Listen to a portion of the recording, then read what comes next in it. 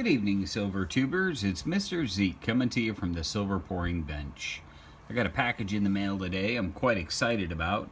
It's from the United Kingdom. It's from one of the earliest pourers that I watched pretty religiously, and I've waited a long time to get a piece of his. He doesn't post a lot of videos. He used to post more. His handle is 11robert11, and he's a sandcaster. And I made a few graphite bar molds for him. And to say thank you, he sent me a package, which I was not expecting. I just thought, we kind of take care of each other as pourers. So he sent me this package, and I wanted to do the unboxing because, like I said, when I first ventured into the pouring community, there were a few that I watched pretty religiously: Hi-Ho Silver, Vulcan 5678, and for sandcasting, when I discovered sandcasting through 11robert11, and I watched him cast for a lot of people, and that was before really I did any kind of shipping back and forth to the UK or anywhere in the world. Really, I was really just kind of playing around, but we never could seem to connect. And he sent me this package, so I've already pre-scored it. Cut the end. Let's see what we've got in here. Oh, that is one heck of a COA. Okay, I'll put the package to the side. We'll start with the note. It says, oh wow, Mr. Zeke, enclosed you will find a few casts I've done to say thank you for my pouring block you made for me. I've also put in a florin, 6p. I did have a hammered coin to send, but I can't seem to find where I put it. Sorry if it turns up, I will get it out to you. Feel free to take coin from the flip, only put it in for the journey. Keep it still. Enjoy, 11robert11. He just such a neat guy, and just a magician with the sand pours. I've seen him sandcast stuff and thought to myself, there is no way that is going to come out. And sure enough, like magic, it just pops out. So let's have a look at this coin. Oh yeah, look at that. That's got some depth. That's definitely seen some pockets, seen some hands. 1 shilling. And I just took my glasses off. Let me put my glasses on, see if I can find a year. That is man, it's got a lot of character to it. I'd have to get the loop. Well, depending on what light, what angle I hold the light at. Oh, there it is. It is boy, it looks like 1860 something. I can't really read the maybe the camera will help us. No, it doesn't want to. 1865 maybe. Man, that's an old one. I'll put that in I hate taking it out of these flips because these flips are so cool. But I'm gonna put that in the proper size flip, and then I will put his name on it, as I do with all the coins that I get from my fellow silver tubers. And then we have a COA, solid silver 999 flintlock musket. Oh man, dude, I've watched him cast stuff before, and this is authentic UK paper towel, so I want to be very careful with that. I'd really like to not damage that. I'm not even going to use a knife because I know that this is a rarity over here in the States. Oh, and I ripped it. Look at that. Clumsy klutz. Psst, madness.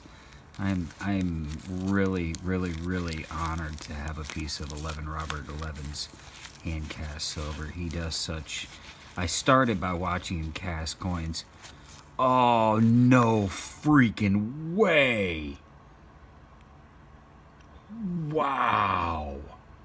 That is a hand cast 1 penny. God, I've watched him cast coins and I've always thought, that guy, I mean, he could be a one-man mint. That is just beautiful. 1 penny. I've got a few of these and I considered, that's a 1928, I considered trying to cast one. Now, no way. I would just look at mine, laugh, and throw it right back into the crucible. That is beautiful. That is, man, that's going in a flip. And, you know, the camera might not pick it up, but it looks just like it could be a real 1 penny that's just been, you know, carried around in a pocket for a while. You can even see, look at the reflection. You can see a reflection in that thing. Man, what, that's the mark of an artist. Pure artwork right there. Holy crap. Ha ha ha. Wow. Look at that. I just don't know how it's all the, I don't even, look at all the details in that thing. Man, sakes alive. You got the barrel strappings that would hold the flintlock into the wood stock, the flared end. You've got the that held the flint, and there was the striker to strike into the flash pan, and all the wood carving on the stock, and then the steel butt plate that they would overlay over the end of the wood to protect the wood. Man. And what they called the lock plate on this side. Wow. Undoubtedly, that was a flintlock made by Holland and Holland. Gorgeous piece, man.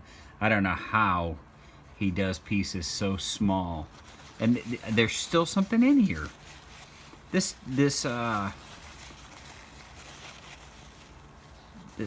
Oh.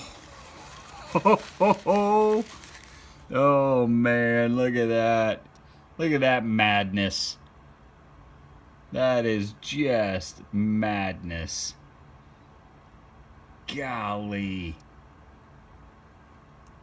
I do not have anything like this. Dual exhaust. Look at that. 2 pipes. I have nothing like this. That guy is... if I could sit and watch him cast stuff, I would just happily sit and watch him cast stuff. And he does it so nonchalantly. And I remember watching videos early on.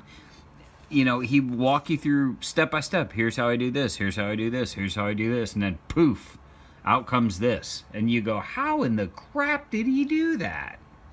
Or, you know, I think today I'll cast a 1 penny. And he, you know, puts together the rings and bam, pours, you know, heats up his silver and pours it in and opens it up and bam, there's 1 penny. And you're like, are you serious? You seriously just did all that on camera? Amazing job. Wow. Look at that. I'm honored to have this in my stack. I'm going to get a tube, a little plastic tube, and put this in a little plastic tube so it does not get damaged. So this will go in a flip, this will go in a tube, and then it'll go in the community box. Thank you so much, 11robert11. You're my man. I appreciate it. I appreciate all the videos you've done. I wish you could do more, but I know that, you know, life gets in the way. Trust me, I know. So, and for those of you who watched the pouring last night, where I seem to have just disappeared, I'll show you the final results. This is the Grateful Dead 3D skull. I went ahead and toned it because I thought, you know, if it's Grateful Dead, it should be tie-dyed. I got a very strange symmetrical pour pattern on the back. That's a cooling pattern, and it kind of did that all on its own. But I felt like it needed to be tie-dyed, so it got tie-dyed. And I like the lines on it. I know that's machining lines from the graphite mold, but I like how the large flat surface around it. But that is unclaimed as of yet, and that's probably the only one I'll pour. I don't know that I'll pour another one. If anybody's curious or interested in that, let me know. But what everybody was asking about was the electrum, the silver copper mix. Let me get it to focus. I hammered the quay out of this tonight. The bear came by, and I got it hammered into a thin little round. And there is the tree. You can barely make, there you go. There's the tree. And on the back, I went ahead and just stamped a nice clean E, because that's my initial. And so my first, and that hasn't been polished or anything, that's just how it came out. So it definitely has gold content to it, as well as silver. We're going to call it electrum, that gold silver mixture. So anyway, I have no idea what I'm going to do with this either. So I appreciate everybody watching, and then at the end there I poured the remnants of the crucible, which came out like this. A nice little Mr. Z bar. So I appreciate everybody watching. I encourage you to like, comment, and you can sub if you want.